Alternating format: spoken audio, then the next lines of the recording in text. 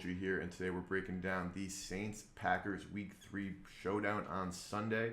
We'll remind everybody before we get started to like the video and subscribe to the channel. Best way to help us grow. And Gold Sheet has a 3-day pass on wagertalk.com with promo code GS3. Cuts that price down at $55 for a 3-day pass. Great deal.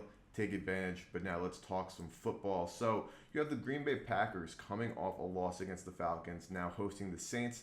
They are currently a 2-point favorite, and the total is sitting pretty low at 43 points.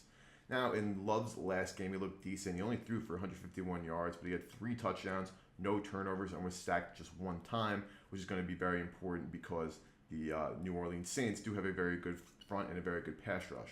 The problem with the Packers, though, is that they allowed 211 yards on the ground and 446 total yards. And they also let Atlanta convert on 3 out of their 4 third downs while just generating 1 sack themselves. So this Green Bay Packers offense was actually playing pretty well, but this defense could not get off the field. Now, this could be a recipe for disaster against the New Orleans Saints, even though Derek Carr did not play great in his last game and historically does not play great on the road outdoors. His success rate actually drops to just a 43% success rate and a .032 EPA per dropback in his career when he is on the road and in an outdoor environment. So that's something that is not going in the Saints' direction and is good for the Packers. But Jamal Williams is questionable for this game. He got banged up on Monday Night Football, and it is unknown if he'll play. Running back Tony Jones Jr. did a great job establishing the run for the Saints in the absence of Williams, and that is how the Saints are going to have to win this football game if they want to win this football game. Derek Carr is not good when he's playing outside and on the road, and he also just did not look good at all in that Carolina game. He only threw for 232 yards, he threw a pick, and he looked like the Raiders version of himself.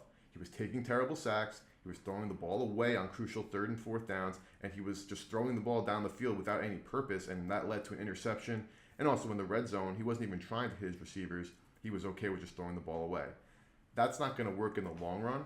However, against this Green Bay defense, as I alluded to earlier, if the Saints can establish the run, they will keep this game close, and that's certainly why this total is sitting at 43 points.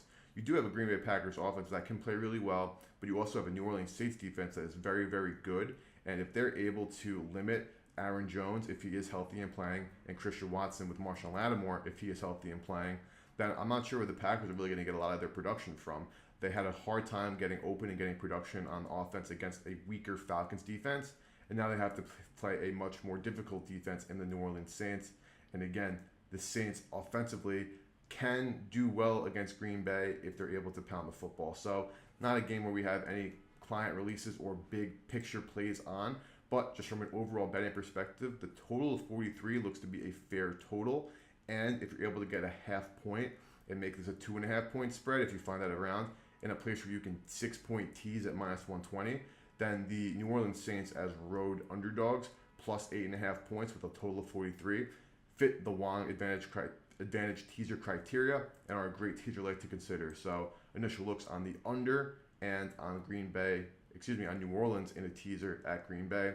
Again, promo code GS3 for only $55 for 3 days of all access on the Gold Sheet. And we also have a package going out for all NFL games this upcoming weekend. Liking the video and subscribing to the channel is the best way to help us grow.